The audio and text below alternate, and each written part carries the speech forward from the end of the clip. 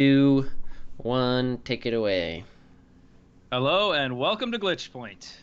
Okay, so it's Wednesday. Woohoo! Yay. Obviously, busy people. Our fine Spencer here has got a new job. Yes. Um, you can talk about that if you want. Yeah, I joined the team at Soaring Pixels Games, working on the game Breakwaters. We're currently, we just launched our Steam page with an early access date on there sometime in spring.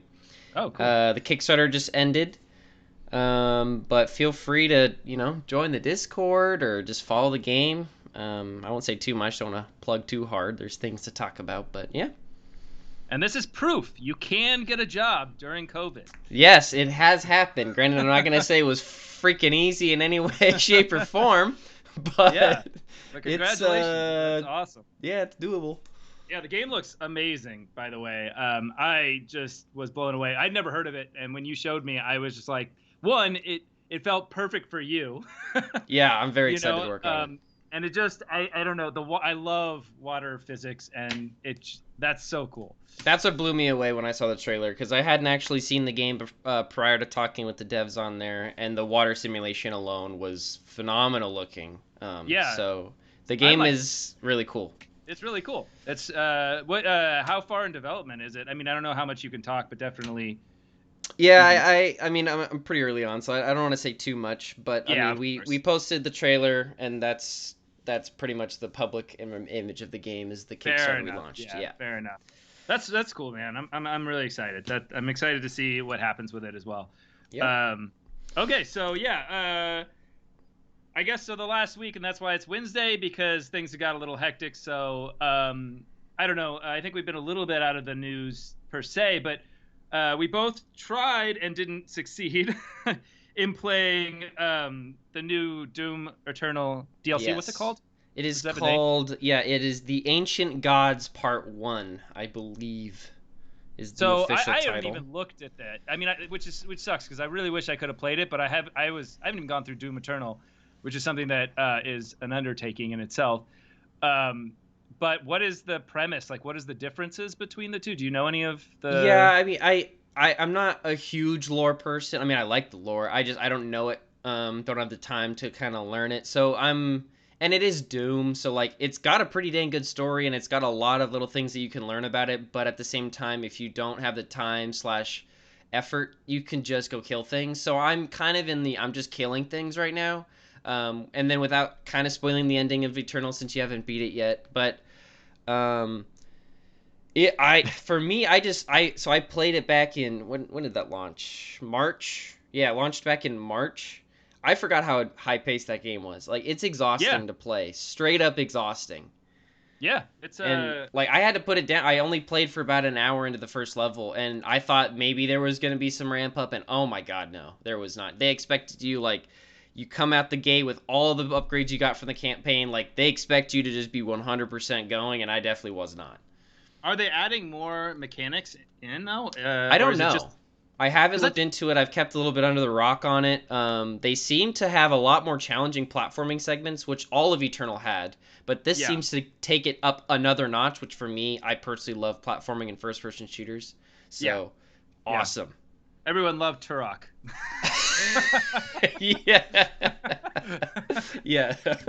Yeah, but yeah, I mean it's I mean I haven't gotten far enough where it's fully opened up, and but I can already tell, I beat the first one, and it's very, the difference between this game, and I was thinking about this a lot. The difference between Doom, or both Doom and Doom Eternal, and now the DLC, is it's more of a puzzle, than it is just quick snapping the cursor to your. I mean, you still Yep. have to quick snap your cursor to the target. I mean, that's still Yeah. very important. And what I liked about, even this one is they make more. There are more precision shots which make you feel badass, like Mm-hmm. where you have to hit a sticky grenade or whatever right on a little, like, thing popping out of the guy, and it's like in order to put him into his weaker stage or whatever, however you want to say it. But um it's interesting because when you come up to a engagement, it's very much like a quick planning in stage in your mind, right? Like, because you can Yeah. see everything. Like, they do a really good job of, like, when you enter into an arena, you can really see everything almost to make decisions on where you want to go. And yeah, there's you're gonna die probably, and then replay it, and you'll have secondary planning. But really, that first engagement, you still have an opportunity to quick think your way through it and make decisions, quick decisions based off of your full, like, how you're going to traverse the next set of enemies, which is really cool. And I think that's probably what's mentally tiring.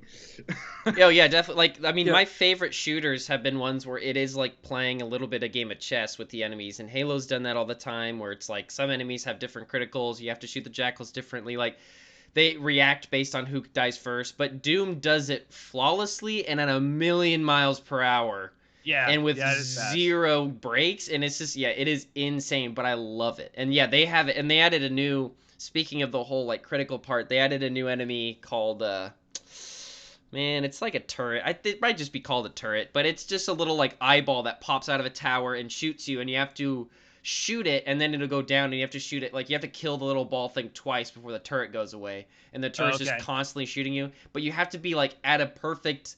You can't be too far away, but you can't be too close. It's a really fun enemy to fight. That's awesome. Yeah. Yeah, it's it's really fun because, and I like the way that they throw the right type of enemy at you at the right time. Like, they don't, I mean, yes, they overwhelm you, but yet they, and maybe this changes, but and maybe they just throw everything at you at the same time. But it's, in the beginning at least of Doom Eternal, which I feel is a little bit different than the first Doom, um, is like the ground pound guy. Like, they're not going to send a ground pound guy and, like, well, maybe they do send everybody, but I don't know. It just feels like I have the opportunity to deal with the guy that's chasing me, or um, because it'll be like one guy that can't move very fast and one guy that can move very fast. So you back up or, like, try to deal with the guy that's moving very fast. Um, I don't know. Yeah, Maybe I I'm. mean, yeah, the game is definitely like meant to be high paced all the time, but they still do have a build up curve of how intense the game gets. There will be a point where you feel like they're throwing you all of the wrong shit at the wrong time, Oh, and really? it gets extremely, extremely intense. Yeah. Because right now I feel like I can feel the devs' consideration of my gameplay, Oh yeah, it's gonna which is, go away. yeah, maybe that goes away. I don't know, because I did feel that in the first one most of the way through. Yeah, I mean, it does definitely. get ridiculous, but I don't know. Yeah, I love it. It's a lot of fun. It is a little tiring and hard to continually play for a long period of time, because when you start to get tired, you just can't proceed. Yeah, which I mean, You I'm just just die. fine with. Like, I don't want, if that's their way of making the game a longer experience, that's fine by me. That it's just so over the top that you just need to take mental breaks. Like, that's totally fine. Well, and also, I mean, this kind of enters into me. Like, I always think of, I don't have kids yet, but whenever that happens or whatever, um, I'm gonna let them play games, but I'm only gonna let them play certain games. Like, I think there are certain games that really, like, increase your intelligence, and I think this is one of them. I think that Doom Eternal makes you, because it's like a brain game, right? I mean, like, It you're is a literally big sitting puzzle. there, yeah, and you're working out your mind while you're playing, and that's insane, right? Like, you're literally having the funnest time of your life and becoming smarter at the same time. Yeah. Damn, give me more, right? Yeah, I mean, it's like sort like it's definitely like an intimidating game for people new to shooters. But I think with Doom 2016 they knew that, and that's why the game felt like the dev was considering you most of the game. Yeah, it did. And this Yeah. time they were like, okay, if you're new to shooters, maybe this isn't for you, but if you're not, I'm gonna make a fucking awesome game for you. Because, like, yeah, it's super hard to learn, or not hard to learn, but it takes a lot to learn. You do have to spend a lot of time like figuring out what guns are right time, and then just the actual skill gap of being good at an FPS is huge. Yeah. Yeah, I mean, it did feel a little bit overloaded on the mechanics when I first started playing, but I know I'm going to get used to it over Oh time. yeah, there'll be a point where you're like, can I just have like a third dash and a third jump? Like it. Yeah. Well, it was really the flamethrower that I was just like, is this too many mechanics? And, like, I already know there's going to be the grappling hook on top. So, like, Yeah, I do there's, forget that the shield, the flame thing exists, and I sometimes wish I didn't, and that's just a me thing. I do forget about that and the grenade a lot when I'm playing the Doom. grenade as the The other one. Yeah. grapple hook, that's just a secondary shot for the super shotgun. So like it's not something you'll forget. Oh, okay. It's something Okay. like you have the gun, it's like I either grapple or I don't. So like that's not too much. But yeah, I will forget a lot about the bumper equipment things, which you can even change, I believe. You have a Oh, um they're okay. That's good. I think there's Because like a the freeze flamethrower, grenade too. I don't find the flamethrower to be. I mean, I understand that it like slow drains them and also gives you. I forget what it pushes off, but Yeah, it I gives think you armor. shield or Like every time armor. they do Yeah, damage, they give you armor. yeah. So it's like a good way to set up a armor like zone that you continually get arm. But yeah, I just don't think about it. And there's things are moving so fast that it's like, and the only guys that you probably would do are the guys that throw the fireballs and then just like the grunts, the zombie grunts. Yeah, the what I've Because who else would started you do that to? I mean, yeah, it's definitely not meant to kill people. What I tend to do a lot is I will kind of like dash into a group of enemies and kind of drag. I mean, I'm playing on controller, but on mouse it works as well. But you kind of just drag the joystick or mouse over the enemies and pull it at the beginning, so that way you kind of like brush all these groups of enemies with flames, and then you just Oh, throw a okay. grenade down and then dash out, and then that grenade just blows up, and you get like a fountain of armor. It's really nice, but I just forget to Oh, do it a lot. yeah, yeah. I mean, that's the one thing I think that I feel is like there's almost too many mechanics. Yeah, I think almost too many, and then I'm like, but it's also awesome. And then the other thing is you have the chainsaw, which that I don't forget to use because you get ammo from it. Yeah, you have to. I mean, you have to use the But and, chainsaw all and the one thing time. I'm glad is they did give you a lot of mechanics, and I think honestly, if I could get rid of one, it would definitely be the grenade because like you do glory kills for health, you do chainsaw for ammo, and then you do flamethrower for shield. So like you have a way to get everything. The grenade is just kind of like a little bit of a bonus thing. I would cut that out, but even then, I kind of like it sometimes too. So I don't know. Well, you kind of need a grenade. I mean, like it's kind of a staple, right? Like, Yeah, you uh, need a grenade. but the thing is they put the sticky grenade inside the shotgun. So I don't know. I mean, like I felt like that's the grenade. If Yeah, you really wanted a grenade, I mean, I guess they were probably like, oh man, we still need a grenade if you switch to the grappling hook, because that's kind of like one of their things they showed off a lot of. yeah, So maybe there was internal discussion based off of like, because a grenade is it is exactly what you said. It's a uh, stash and dash or whatever. Like you just chuck it and then you run away. yeah. Like it's a very good like oh shit Mm-hmm. moment. Or you can protect after you run away. You can protect yourself by throwing grenade. I used to do that in Halo all the time. Yeah. Like you do the little quick side look to the left and you bounce off the wall and it blows up right behind you. Exactly. Yeah, Halo Yeah. and it's Halo has an amazing relationship with that grenade.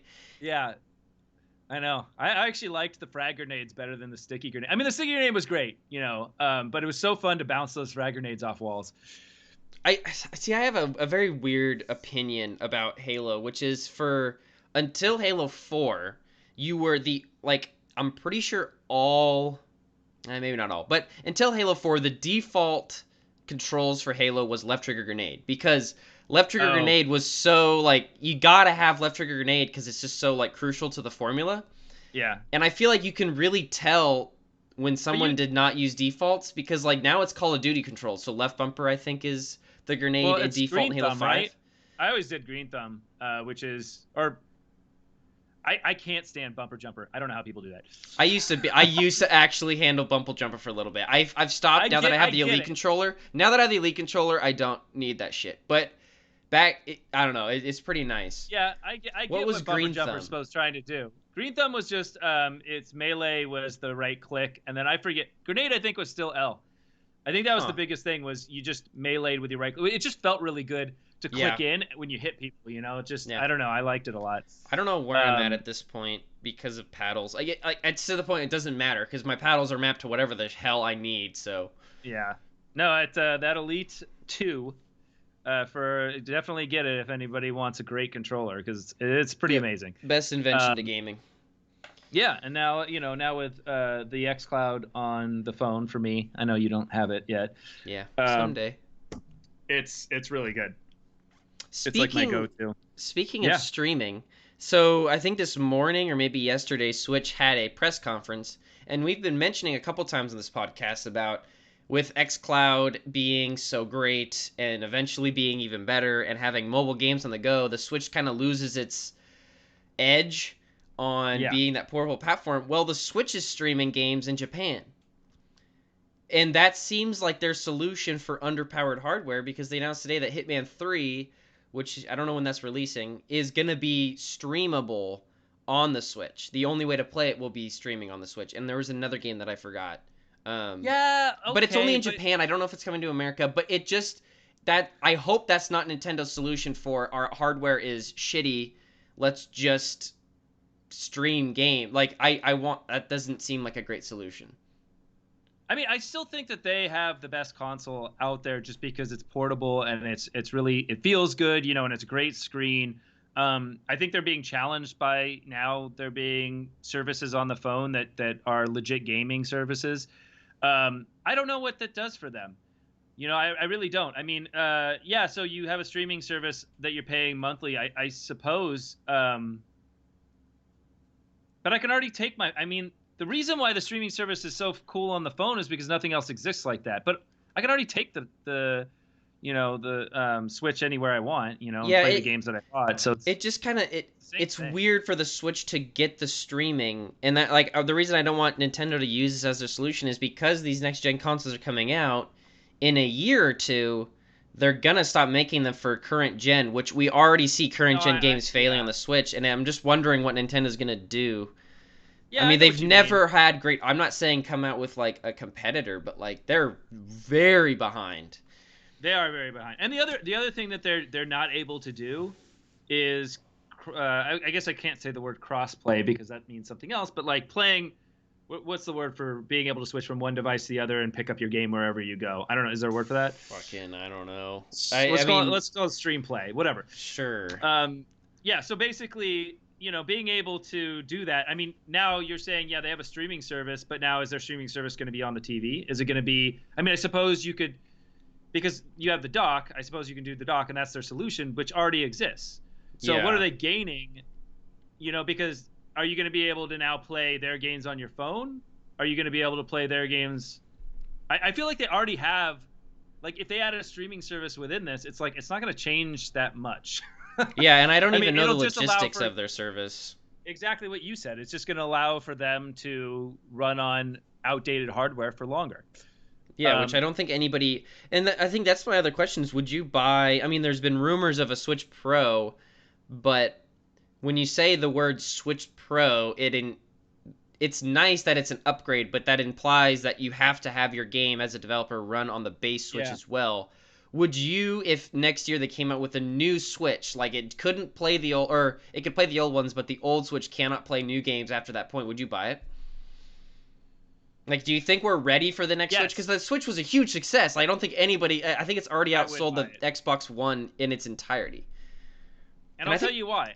And this is the same fucking reason why Sony's never gonna, Sony's still alive and they're Nintendo. It's just they have the best IPs. You know, of course I would buy it because they would put the next Mario game on it. They would put the next Zelda game on it. okay, better question. Of course, why would I ask you? You're gonna buy it. What do you think they should? Like, it just feels like the Switch Yes. really hasn't had. It's had one main Mario game, one main Zelda game, and one Animal Crossing, as like the three really really big games that came out on that platform that were exclusive to They it. had other games. Oh yeah, they had other. They had Smash Brothers. Okay, true. Yeah, Smash was huge. They had yeah. I don't count Mario Kart because Mario Kart was totally on the Wii U, and it's like the same game. Yeah, it is. Well, Mario Kart's been the same game for. God, Yeah, who but knows this how one long. legit was the same. Except for Double Dash. I wish and Bring the back other Double Dash. No, I don't think they ever will. Oh, And I don't understand because God, Double why Dash was great. Double Dash on the Switch is gold. It's pure gold Yeah. of an idea because it comes with two control. Like, I've been wanting know. Double Dash for so long because I still think that's the best Mario Kart hands down. It is by far the best Mario Kart, and especially for battle mode. Oh my God, everything about that game was amazing. We played so much of that when it first came out. Me and my friends. It Yep. yeah. I don't know. I mean, I think that what they allowed for is for all these indie developers to come in and have a great platform. But now you're seeing that evolve on xCloud already or Game Pass. You watching these games flow into Game Pass, and they're literally the games that would be on Switch. Yeah. And the thing is they're gonna lose that marketplace because You could play that. Everybody has a phone. Like that's the problem, man. Everybody has a phone, and if you can cast your phone to your TV, it's over. Which you can. You Yeah. can effing cast your phone to your TV, and so you have the console that you don't even need. Ugh, it's like, and this is the thing. Like, I don't think most people understand this. That, I mean, right now it doesn't function as well, and I have an older Chromecast, but I have been able to play the games on my TV, but it just runs a little slow, and it's only the um, amount of data that's being passed from my phone to the Chromecast. Yeah. Everything else runs fine, so it just needs to be upgraded. But other than that, I mean, there are TVs that sync with the. I know that Samsung has DirectX or DivX, sorry, and it syncs with DivX, and apparently that's supposed to work better. But Yeah, and I mean, Samsung's also got. I mean, they have Apple Cast, I believe, as well, and I mean, yeah, Samsung's Android, so I don't imagine it's not just built-in Chromecast either. And then there's the other option of making a Game Pass app on a smart TV. yeah, well, that's what I'm waiting for. I'm actually just waiting for it to come to Windows. I check all the time. Yeah. I'm very surprised, to be honest, but I know why they did it, because they don't want to show off their cards too much before they sell their consoles.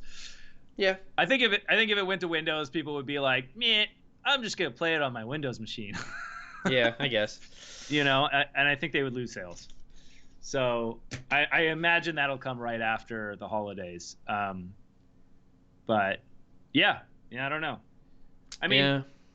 it's definitely interesting. And I was gonna say that they also have, they do have overlay controls, which is nice, but doesn't work great. Like I've been playing. I know you don't like card games, but I've been playing Slay the Spire, which I played before, but it's a very addicting game, and it's nice to be able to play it with the onboard controls, because it's just a card game, so it's like you just use.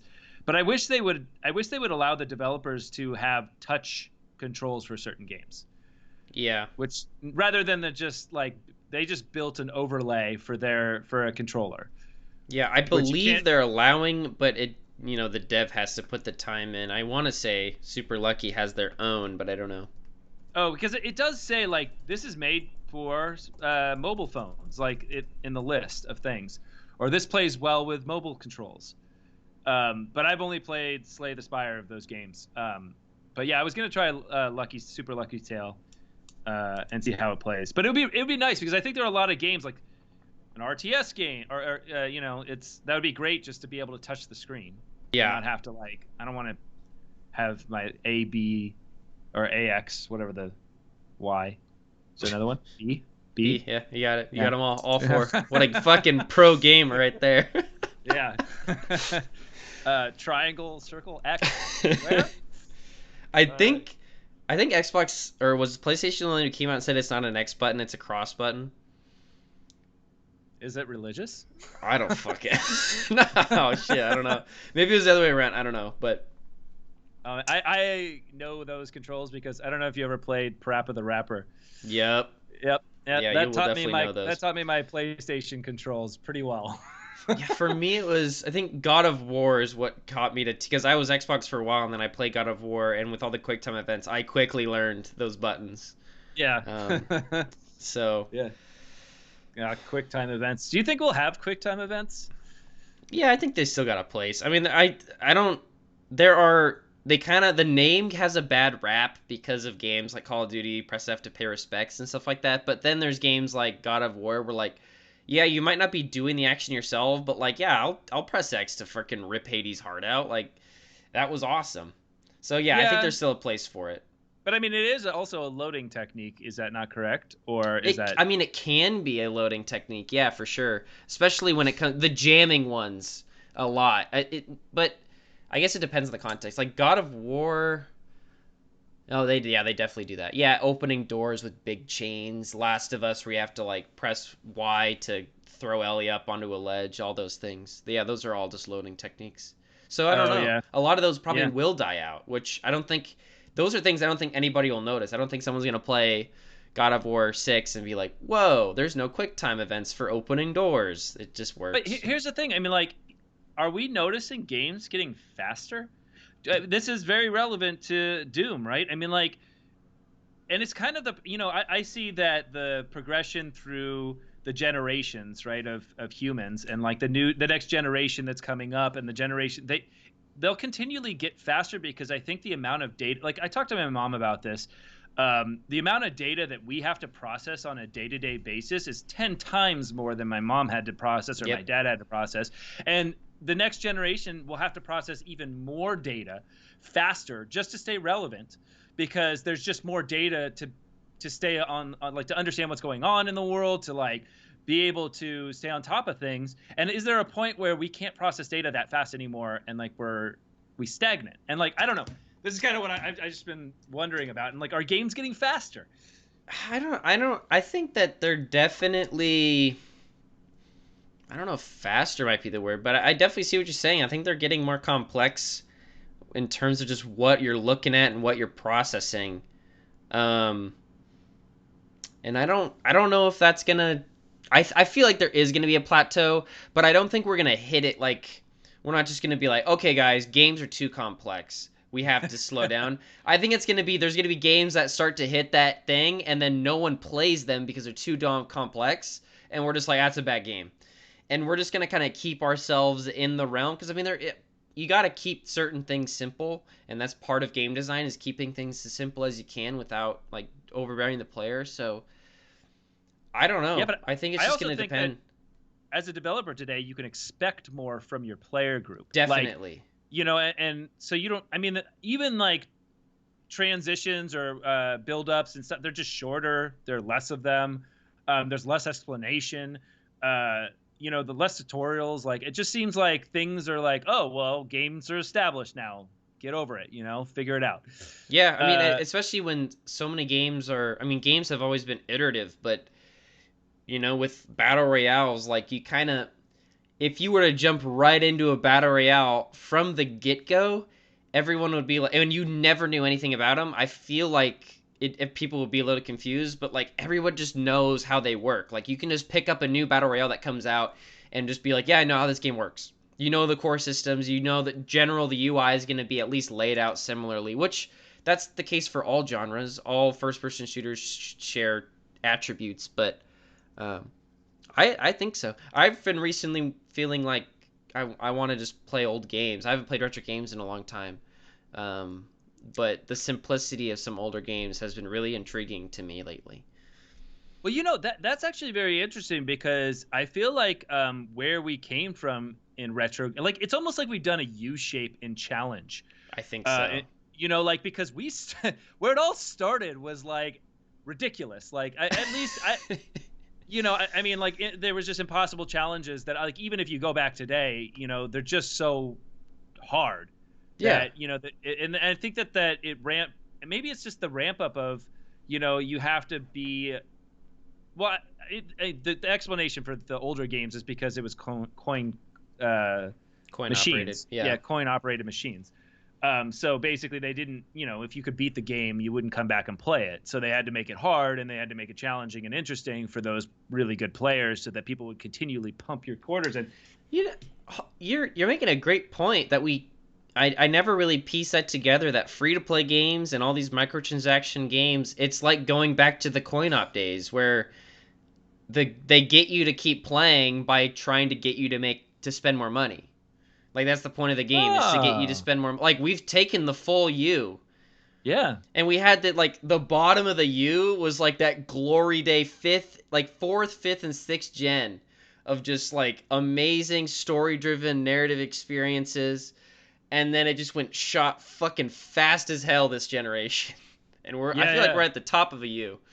Yeah, maybe. I mean, we're definitely in certain, and you've already seen games, I think, that have topped their complexity. I mean, you can see the in Call of Duty, right? I mean, like, they had to tone it back a little bit, Yeah. and bring it back to the roots that they, because a lot of the quick movement, and I just think that it was too much for a lot of players. Not that it wasn't fun, and it was really engaging to be able to do that, but it it's too fast paced. Uh, Maybe not. I don't know. I mean, I enjoyed it when I was playing it, but I didn't stick with it for some reason. Um, Yeah, yeah. Call of Duty is really tough. Like, I don't know. there's just too much uncontrolled variables for why I stopped playing it. I don't know if it's just because I grew up and like my age was like, I just not into this game anymore, or if it did become too fast paced for a general audience. Because I know there's tons of people who like the fast pacedness of it. So like, I don't know, it's weird. I think But there is an element, and I remember the first time I ever played Halo. And the feeling that I got, and I remember I couldn't play anything else but one-on-one because it was like the only thing I could handle. So I just played a bunch of one-on-one. mm-hmm. And I remember it being like, I want to get better at this. I could be good at this, or maybe if I keep trying, I could be really, really good at this. And I think that's what goes away. And you're like, well, this is not, becoming I think we've talked about this. Becoming a professional gamer is not really my life. Yeah, like that. See, that's what I don't. It's like I don't know if it's the games or it's me. Is that's just Yeah. too fast or too slow, and I don't know. So I need to. we need to get some kids on here and ask them how they feel about. Which I feel like they're fine. Like with Fortnite exploded, and I definitely there were times where I'm just like I can't build a castle in 2 seconds like you can, but they're doing it on a damn iPad. So Yeah, no, I see. That's what I think. I think it's a generational thing. I think that the younger generation is able to handle these faster games, and I think they're going to continue to get faster. I mean, maybe we're evolving, and maybe we're evolving based off of technology. Maybe that this is the first experience in which technology is demanding evolution. Because maybe. it's going to become the amount of data that it needs you to process is going to become ridiculous. Yeah, and I mean, it's kind of a weird point. And Call of Duty's always fit in this weird realm where like the game is rated M. It's meant for a mature audience, but the game is like really great for people who are younger and under that age realm. And Yeah. the thing is, they're not buying the games like the parents usually would buy the game and stuff like that. Whereas the older people who are actually like funding the industry and like using our money to buy things, we don't want those games. We don't want the microtransaction games. We're the ones being like, can I get Zelda 2, please? Yeah, but I think it's changed now that it's all downloadable. I really don't think that picture of your mom going and buying the game anymore really Well, yeah, exists. that's the nice thing about free to play. So many of these games that are Yeah, microtransaction based, you don't have to have your parent. You just have to have a credit card on there, or like it is just small little bits of money at a time. exactly. I think that a lot of people just say, "Hey, mom, can I buy a game on my console?" And she'll be like, "Yeah." And then you go on the store and the credit card's already in there, and you buy it, and she Man, checks the statement. your parent that you described, such a happy parent. Yeah, let's go buy a game. Yeah, you got a D. Congratulations. Let's go buy your the new game. Fortnite season You didn't pass. fail your class. Go floss on them hater kids. Jesus Christ. Yeah, so I don't know. I mean, I definitely don't think. I mean, I know that this happens where parents give their kids the card, and then their kids do all these microtransactions and rank up a crap load. Is there ways to stop? I think there's ways to stop that, isn't there? Like you can put, I guess, passwords on the. Yeah. Yeah. There's parental controls all over that stuff. It's up to honestly, if your kid uses your credit card to buy thousands of dollars of V-Bucks, it's your fault. You should have. Yeah. You could have done something along the way to prevent that. But I do think that like parents should start, and maybe they will, because there's more. Now we're at the age that we could be parents if we had our shit together. Fair enough. Hey, I'm worse than you, buddy. I was gonna say yeah, that's true. You still got a good. I got good amount of time. Yeah. But yeah, I mean, maybe now that because we were gamers and stuff, we can recognize that games are a good thing, and they really are. I actually talk to my sister about this all the time and her kids, and I'm like, you really should, encourage them to play games, because I honestly think I'm smarter because I play games. Absolutely.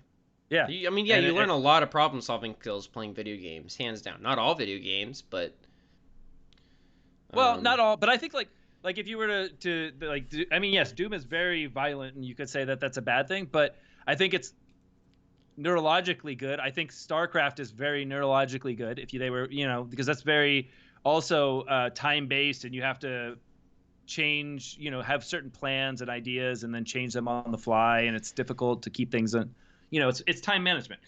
Which is really good. It's so tough with the violent. Like, yeah, Doom is super freaking violent, but like, it's just really tough to argue. Like, I understand that that can cause problems, I guess, but like I was playing Doom 3 when I was 6 years old. Like, Yeah, but I this is it, a it lot worse yeah, than, and also I I think suppose. that when we came out of the 90s or whatever, and like that, because Doom 3 was still, I think, had one foot in the 90s and one foot in the 2000s. It was like very early. I mean, it was its first 3D, or sorry, first full 3D Yeah, well, like, engine, see, and then yeah, my go ahead. wonder is that, like, with the, I mean, we've always been talking about violent video games, and like, yeah, Doom Eternal is way more violent than like the cornerstone violent game of the '90s, Mortal Kombat, which just had some blood in it, and Yeah, like, but at the time that was a huge deal for people, and then looking back now, it's like that's nothing. And is it just, have the games gotten more violent, or are we just now used to more violence? So like, if a kid nowadays picked that up, would it be it, if they, like, if a kid now picked up Doom Eternal, would it be that weird to pick that game up, or is it just kind of normal because that's just where we've gotten? Now, if a kid in the '90s picked up Doom Eternal now, alongside all the weird time travel questions, like, that would probably be a little crazy. I would actually go as far as to say that games are only replacing the violence that's missing from life. Actually, I think that people think that life is really violent now, but it's really not. Um, I think that we are way less violent than in the 1900s. We're way less violent than earlier than that. Oh Uh, yeah. and I just the it's so funny because we're talking about violence in media where it's basically replacing what used to be violence in life. Where you could just be shot by somebody, in a corner town on the edge of I don't even know the. Talk about the mob. No, I was trying to talk about the Wild Wild West, but on the edge of Oh, the frontier. That's what I'm looking, the on the edge of the frontier. frontier. Yeah. So like, great, and who knows how much of that shit is real, but I imagine it was pretty violent. If you have no law enforcement in some of those towns, you're pretty much screwed. Uh, Yeah. so it's almost good that we're allowing ourselves to still understand the violence that could possibly be. Like if an alien race came down, and we're gonna go here, if an alien race came down and tried to take over our planet, it might look a little bit like Doom Eternal. Yeah, it So would. let's just be honest here. So it's good that we have a kind of a concept of what to do, and that there's an opportunity. Of course, there's not going to be one guy that takes on the entire alien race, but Fucking wish. yeah. But yeah, so I don't know. I mean, I think that the world has just become less violent, and so we're seeing these things in different lights. But Yeah. Well, in other news this morning, which I don't know if you saw, Cyberpunk got delayed again. that's okay. I'll wait forever. Which was That's fine. I don't want to fucking play it. No, I It's want to play it. I just want it yeah. to be good. I'll wait It's forever. it's a weird delay because I think a month ago, maybe a couple weeks ago, they said the game went gold, Yeah, I which saw that. traditionally that means the game is done. Although nowadays I don't think the term gold should exist because of day one How long has patches. I that feel like it been just happening? doesn't really matter anymore. How long have things been going gold? I Is mean, this a that's new thing? no, that's been I mean, that's the term for when you take a game, you put it on the disc, and you're ready to like give it off to manufacturing to copy your disc. Like, that means the game is done. We're ready to go. But now with first day patches, digital shit, I just don't think going gold means the same. Okay. But it was weird because the past month, and I want to say maybe like the last week, the marketing for Project Red has been like, guys, the wait is almost here. Like, it seemed like this came out of nowhere, and then it released a couple hours ago, maybe midday, that it did, and almost no one knew about it on the dev team because of stocks. Apparently, Oh there yeah, yeah, was yeah. like, That makes yeah, sense. they had to Insider keep, trading. yeah, Yeah. they had to keep a really secret, which kind of is weird to think about, but then it's just realizing just how big of a deal Cyberpunk 2077 is. Like, this is a big deal of a game that they had to look at a delay and go, we can't talk about it because it's going to cause stock problems. And then the other thing is, now that it got delayed, other games are getting delayed because they don't want to compete. So Are Path of they an Exile, openly traded company? yeah, I believe so. Okay, I didn't know that. Um, Yeah, I mean, then it doesn't really matter because it doesn't matter if you're a little company or a big company. If you're openly traded, you cannot legally talk about things that could cause insider trading. exactly. So none of the dev So teams yeah, knew like at all. So the marketing team couldn't have known. And then Path of Exile this evening released that they're not going to be releasing um, the end game expansion that was on December 11th because they don't want people to have to choose between the game everybody wants and has been wanting for years and years and years and will go buy instantaneously, or their game, which their game is great, but I see their point. yeah. It's I just mean, what interesting that a game gets isn't Path of delayed and it Exile? causes other ones to get delayed. It's Isn't a Path of big Exile deal. free? I don't think so. Yes, it is. It's free to play. Well, oh, free to play, but I don't think the expansion will be free. How can I'm you have a sure free it's to like gameplay and expand it and not be? it's like Well, I guess that Destiny. makes sense. Yeah. DLC. Yeah. Okay, I just thought it was the free Diablo. That's what I thought. Oh. I mean, yeah. I don't. Isn't that what it is? I thought. I can't yeah. remember. But yeah, I don't know. I love it. You know, when games say, you know what, we're gonna delay, and it maybe a lot of listeners don't really realize this because it hasn't been happening as much. But there was a moment like 5-6 years ago, and this is Duke Nukem and like just a bunch of games that got released that were just hell. There was a Hell something like that. There's just a bunch of games that got released and they just sucked, and they should have taken the extra time to fix it or try hard. Well, Yeah. I guess Duke Nukem was a shit box no matter what happened. But Yeah. yeah, Really was. if a game is going to take a little bit longer, and I think the person that set the precedence for this was Blizzard, because Blizzard literally won't release a game until it's done. Yeah. And they have done this so many times where they're just being like, hey, we just need more time. And people are just like, fine, take the time. I want the game to be good. And that's all I want. I want Yeah. this game to be good. And I don't even think that the backlash was they were angry that I think everyone is starting to get to that mindset, like just delay the game, it's fine, we'd rather have a good game. It was just the fact that it came out of nowhere. Like the whole stock thing was very weird. I don't think we've ever seen this in public facing in the games world before. I mean, this happens probably frequently all the time internally at developers that are like, oh, we can't release it here and we have to delay it, don't tell anybody. But it's crazy that it happens so suddenly. Yeah, I think it's more a mismanagement of expectations that probably doesn't happen in other companies. But how many companies are openly traded? I mean, like obviously Microsoft is openly traded. That's another thing, is game developers aren't usually. Yeah, so I mean, if they're not openly traded, then they wouldn't have to worry about it. But yeah, I mean, only the big ones. I'm surprised Project CD Red is openly traded. Yeah, I don't think CD Projekt Red is. Or CD Projekt Red. But their parent is, which I think is just called Project Red, or is it just CD Projekt? Well, the guys the publisher is the problem here, I think. Yeah, but it's still all. I mean, it's a little different than like ZeniMax or whatever, but yeah, because it's still just like one company. In my eyes, it was the company that used to sell the bootleg CDs of games, and then they made a game division to make games. And I don't know what the parent company does. Do they have any other dealings other than just managing their subsidiaries? I don't think so. I mean, yeah, they're the ones in charge of GOG and all that stuff. Oh, that's right, GOG. Yeah. I forgot about that. I think my only my only worry or concern is just why Cyberpunk feels like it had to come out now.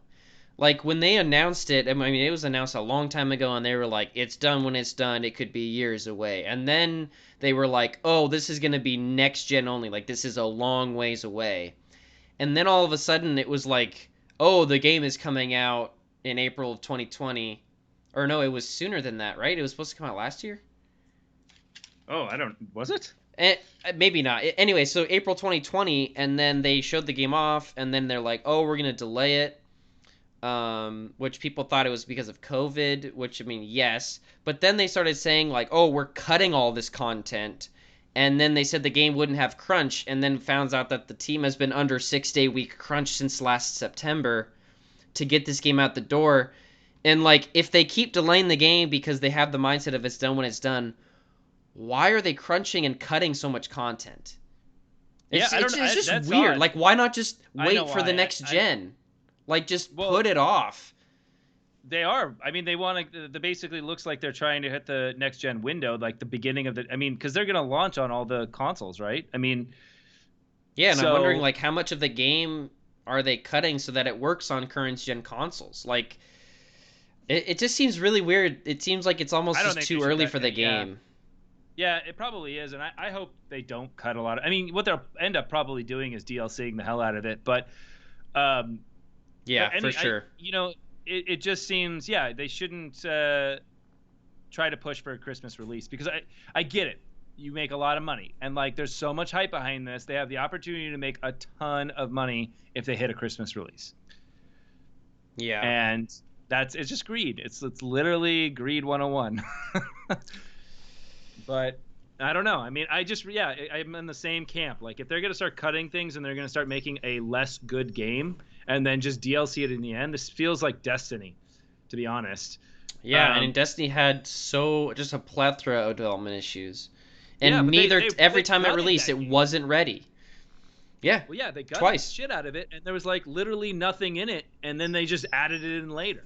Yeah. Which is not. I mean, yeah, that's great, but look what it did to Destiny. I mean, I think that they would have a much wider player base if they had waited. I hear your dog. It's cute. Yeah, I don't think he's gonna shut up, but we're getting towards the end. That's okay. He can be part of the podcast. We need a dog on the podcast. Yeah, we need a fresh voice. Yeah, fresh voice, fresh bark. I guess yeah. So I don't know. I mean, that's a little sad. But Yeah, I mean they're claiming that anything that they're cutting, like the wall running and some other thing, it's all about. It's just it's normal. This happens in game development, which Yeah. is true, but it's just weird that they showed off so much of it and then they cut it. Again, that's also normal. It just doesn't feel like the game is supposed to be coming out. I know we're all Actually, excited for it, but I feel like they've showed off a lot of content they for have. this, which is not normal. The amount of content that they've showed off is not necessarily normal. No, And because I try to avoid it like the plague. me too. And I'm like, but there's these like I look at it and there'll be these videos and they'll be like 5 minutes long or something of gameplay, and I'm like, what the hell is going on? Yeah, I know.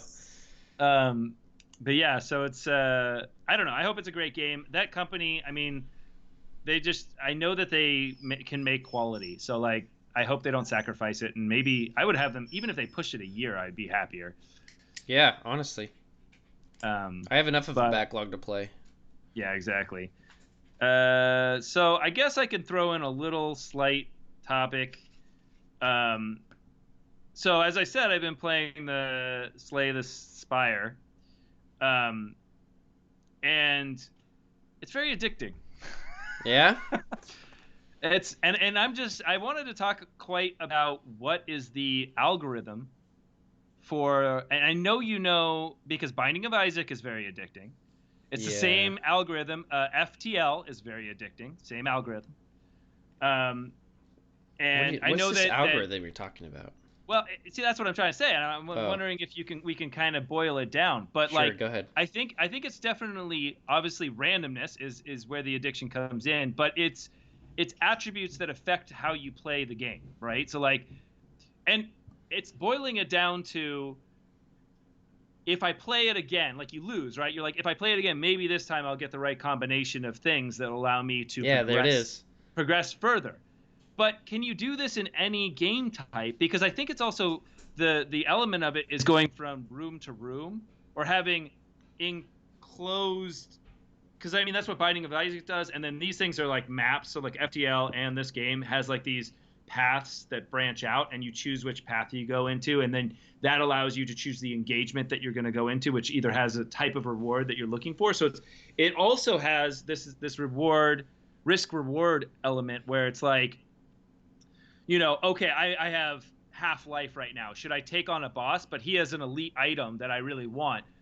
Should I risk it and take on the boss? And this is gambling. I mean, this is effing gambling, right? But does this transfer over to everything? Because this is not necessarily the algorithm that Diablo uses for addiction, which is more just randomness in stats. And I think Borderlands uses this too, which is more randomness in stats. But I guess, is it the same? And like, I'm just, I don't even know what I'm asking. I think I'm surprised this isn't everywhere. Why isn't this everywhere? Well, Like I think it comes down to like what will convince a player to keep playing your game, and then some games don't do this well. Like I think we've talked about before with just difficulty of games where when a game when you die and you feel like the game is at fault, that you don't want to keep playing because you're like, well, it wasn't my fault for dying. Yeah, I mean, some people they'll keep playing and they'll get over it, but and I think that's why Doom's difficulty is so great and why I keep going back is because when I die in Doom, I'm like, that was my fault. I can do better next time. I can learn from that. Like I didn't feel cheated, so like I'm kind of encouraged to go back every time that I die. And then with games like Binding of Isaac and the randomness, yeah, you've got that.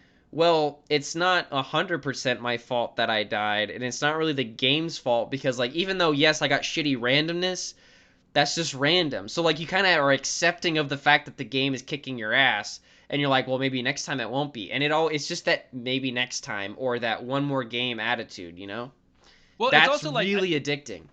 I think it's a lot of allowing for, and I think this is what gets you continually playing in just one session, is they offer you a